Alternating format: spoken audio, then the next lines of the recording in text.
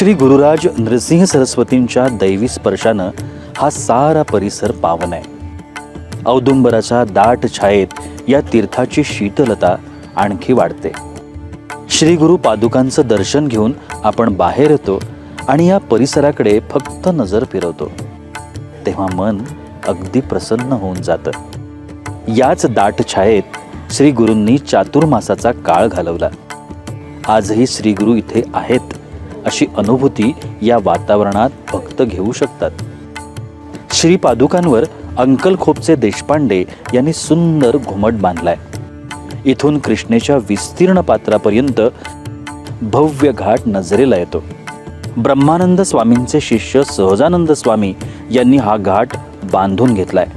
दत्त पादुकांचं दर्शन घेऊन आपण प्रदक्षिणा करू लागतो, तेव्हा बाजूच्या ओवऱ्यांमधून भक्त श्री गुरुचरित्राचं पारायण करताना दिसून येतील।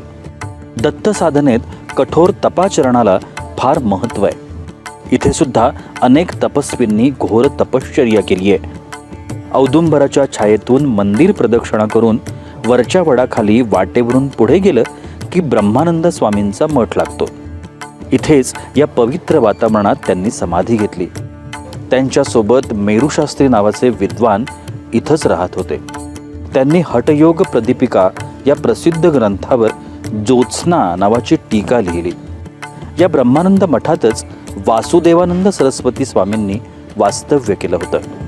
इथली दत्तमूर्ती वैशिष्ट्यपूर्ण आहे। बहुतेक दत्तमूर्ती या विष्णुप्रंधा असतात, मात्र इथली मूर्ती ही शिवप्रधान आहे। इथलं शिवलिंग सुद्धा वैशिष्ट्यपूर्ण आहे। कृष्णेच्या घाटालगत गुरु शिवशंकरानंद आश्रम आहे। इथं वेदाध्ययन करण्याकरता विद्यार्थी येतात। समोर कृष्णेचा विशाल डोह आहे। या डोहात सिद्धनाथाचं मंदिर आहे। नृसिंह सरस्वती निर्वाण दिनी इथं फुलांचा पाळणा सोडला जातो। अशा सर्व प्राकारांनी हा परिसर सुशोभित तितकाच पुण्यवंत बनलेला आहे।